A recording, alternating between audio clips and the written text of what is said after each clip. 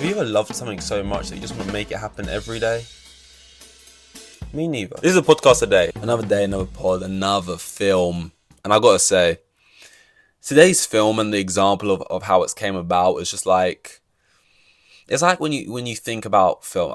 My example for this is always Shark Tale. And I'm not seeing Shark Tale in probably 15 years, but like, people dunk on Shark Tale. Shark Tale's shit. It looks like shit. The animation is shit. Right? That's what people say about Shark Tale. And it's like, I remember always liking Shark Tale. But never for once in my mind do I think, maybe these people are right. I should rewatch Shark Tale. No, I let it exist as a happy memory in my mind. There are so many films I just rate or really like, and people just hate them, and I'm like, why? What's the deal? These are classic. Shark Tale. You know, Will Smith. I'm struggling to think of Angelina Jolie. Shark Tale. You know, it's great. Bruce. No, that's Finding Nemo. Damn it. Just trying to make the film seem iconic there and just named another famous sort of fish. Bit of fish fiction. That's a shame. But basically today's example of that is Now You See Me. Because Now You See Me was a film. I remember watching that. When did this come out? Let me see if it's even fair. 2016. This is Now You See Me 2 as well. Which, oh no, that's good for me actually. It means the first one was I was younger. Because I for whatever reason saw this film and I thought it was the coolest shit in the world, and I never rewatched it because I don't often rewatch films, and then I probably rewatched it again. I saw a funny YouTube video talking about other magicians, and Now You See Me magicians or wizards, because they don't do magic tricks, they pull off so like miracles. They have superpowers. Like, he's like, okay, simple trick here, and then like this one, yep, could be magic trick, could be magic trick. Okay, they explain away this one doing this, and then they just do other stuff, which is like, no, that's not. You're not doing You're like super powered. It's a funny way. Just go watch it. Just type in "Now You See Me," magicians or wizards. They'll probably come up. 2013, maybe it was cool to me, which is crazy. Because the main character they have, who are meant to be like cool, who you're meant to watch and are meant to sell cool, is Jesse Eisenberg. Which doesn't, when he's playing sort of, Mark Zuckerberg, you're like, oh yeah, Jesse Eisenberg. When he's playing like Lex Luthor, and like sort of, I got a bit of a swagger about me, kind of. I don't even know what his name would be in this, but main magician man. It's a little bit, it should be a harder sell, but not for me. When I first saw it, I was like, wow, they're walking through places, throwing cards. It's freaking awesome. Just imagine it. There is something cool about like doing stuff. Is there something cool about doing stuff? End there. No, there's something cool about like watching something and say, oh, you can do what appears to be superpowers, but it's all done in a practical way. Like, you can basically evade this and do that. It's kind of what the concept, well, not the concept, but it's kind of like the whole Dune thing.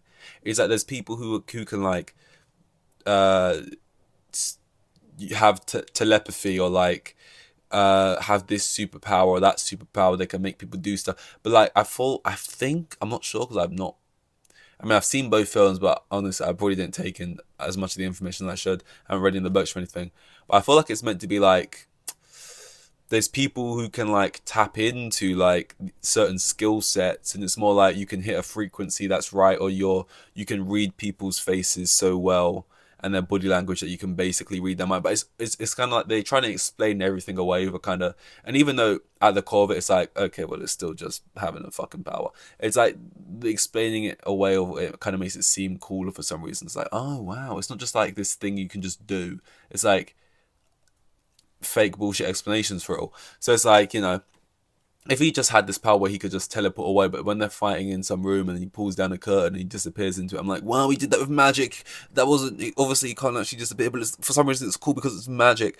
And I think for most people, I was going to say boys, I don't know if it's sort of across both, but like, I feel like for a very small point in time, every sort of kid, I would just say boy, child, goes at least through a little period where they think, no, not period, that's the, but they go for a little point in time where they just think magic and magicians are just the coolest thing on earth. And some people that, that stays within them into adults, right? But like, I just feel like you just get it. Like, people talk about like, oh, everyone has their emo phase, or everyone has their, and like, maybe that's more of like an American thing. You go through this emo phase. Never had an emo phase. Didn't really know anyone who did either, right? But like, I feel like if I had to guess, the most popular phase that people go through and they're just gonna drop it is like magic. Like, you go through a little period in time where like you're asking for a magic set for Christmas, and for some reason you just think it's cool to trick people. That's like, there's nothing cooler on earth than just tricking someone else. Um, and then and then Now You See Me drops, and you're like, fuck, I've got to start seriously thinking about career paths at the moment, because I'm 14, but this has rocked my world. And it's like, they got Daniel Radcliffe in the second one, wizard, maestro himself, in the film doing up magic. And it's just like, when they're going through the little security thing and they're chucking the card and that, it's just like, wow. I mean, if I just learn some simple card tricks, I can rob banks too. I can, it's just like, and then I rewatched it. I'm like, oh, I mean, I'm looking at it here. I clearly haven't rescored this. It's basically got a 4-star from me, which I'm going to drop it down to like a 2.5. No, I'm going to give it a 3 just for the joy of being younger. Rewatching it is like, oh, wait, Jesse Eisenberg's like really cringe in this kind of. And like, sometimes they do stuff and it's like meant to be really cool and then stuff. And now I'm watching, I'm like, oh my God, it's just trying too hard. And it's like, it's not really. I watched a thing in that video I was talking about where the guy talks about, I think it was the magicians. He was like, who else thinks Dave Franco and Jesse Eisenberg should have just swapped positions or whatever? They should have just been playing each other's role. And yeah, I could kind of see that. It's got Jesse Eisenberg, it's got Mark Ruffalo, it's got Woody Harrelson, it's got Dave Franco, it's got Morgan Freeman. And again, that just really dates the film when you just got. So I used to think Morgan Freeman as well as a kid was like the biggest actor in the world. Like, now growing up a little bit, you're like, okay, who's the best actors ever to live? I'm not saying Morgan Freeman's not, but I'm just saying like people would go, oh, like Leonardo DiCaprio or like Daniel Day-Lewis, or like these are the names people would jump to. Maybe they'd go for someone or from like a slightly older generation. But like, as a kid, I just feel like surely as well, if you're a similar age to me, when you were younger, Morgan Freeman just seems like, if someone asked me, I would have said he was the best actor ever to live, probably, and said, yeah, that Morgan Freeman guy, because he just seemed like he was in everything, and he just gave off this aura, this energy that he was just, that must just mean he's amazing at what he does, because he's in everything.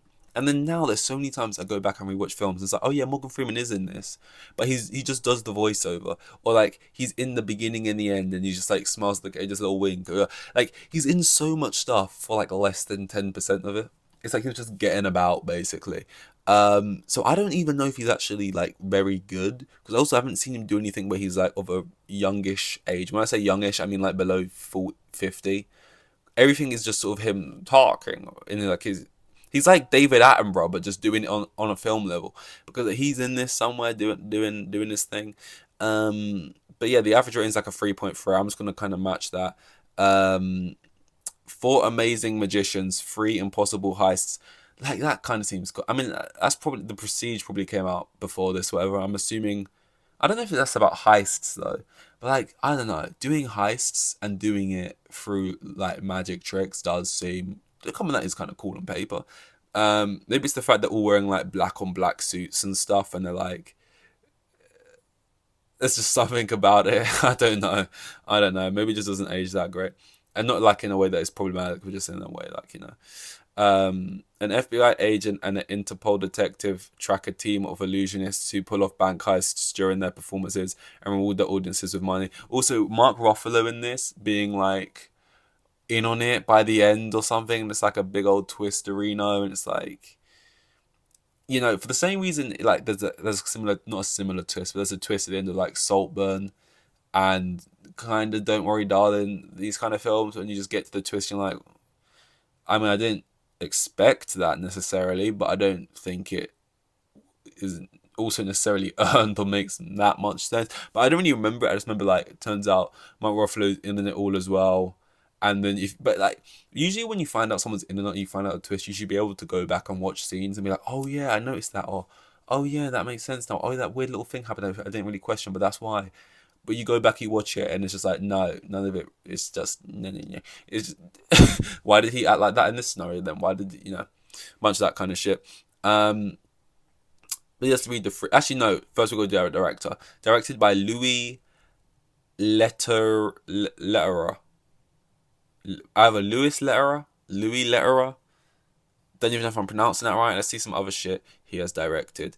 Do I recognize any of it? He did The Incredible Hulk. Yeah, it was the second Marvel movie. With Edward Norton. He did Fast X. Oh no, it's not looking good. He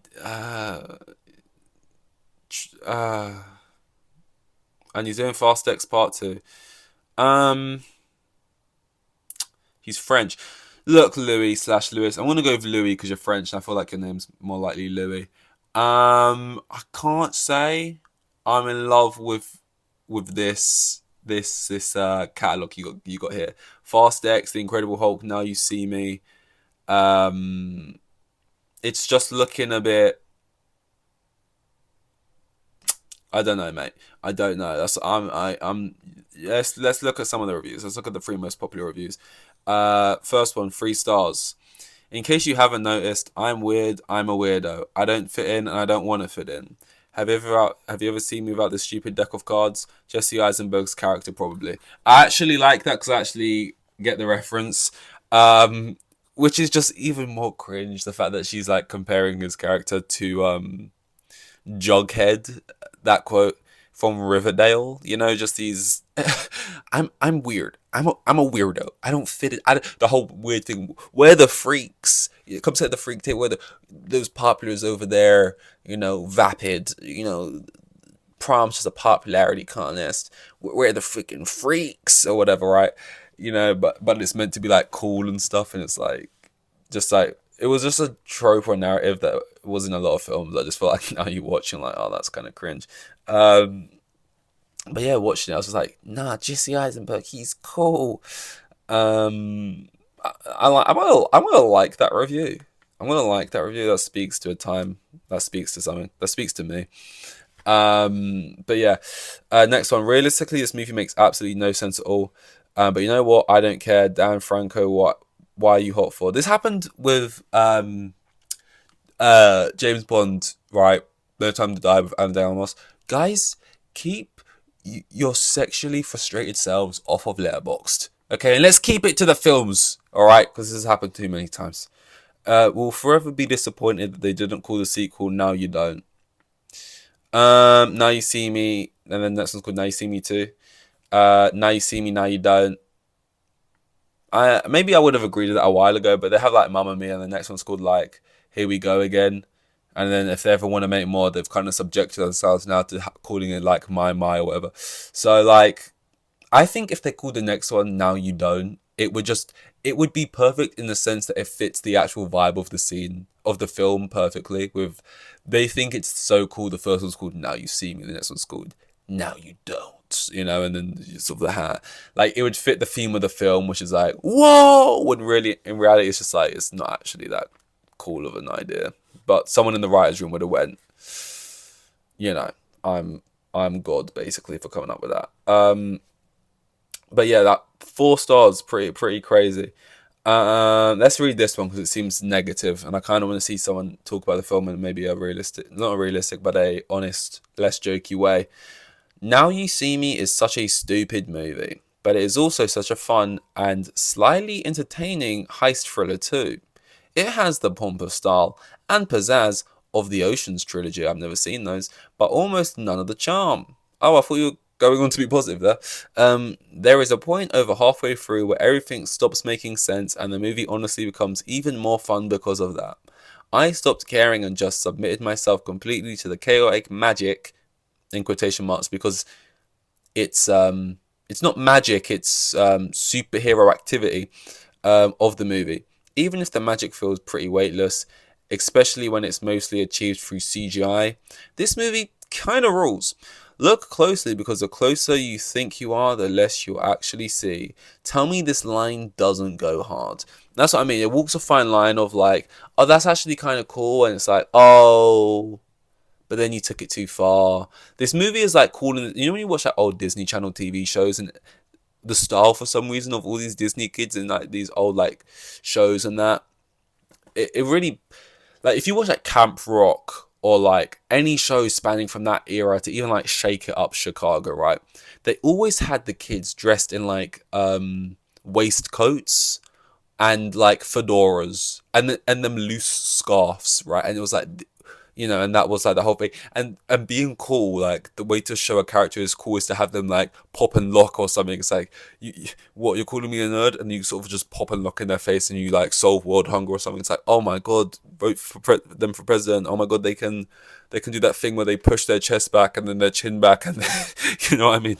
It's like that's what that, you know, and that's kind of what Now You See Me is. Now You See Me, oh, I've got to write a review. Damn it. I'm not going to be able to come up with anything as good as other people. There's Now You See Me is the type of film where you could come up with a very funny review for it, because it's just asking to have a funny review made for it. And I don't know what to write. Now You See Me, um what should I say? Um this doesn't even make sense. I'm gonna write Now You See Me is a fedora of a film. It's the only thing coming to my head, and to me it makes sense. And if that touches someone else, I'm like Dewey Finn and Jack Black at the School of Rock, and I think I touched them too or whatever. Like, but if this touches someone else, then hopefully it just makes sense to someone else. It's making sense to me. But yeah, Now You See Me. It's a fedora of a film. Thanks.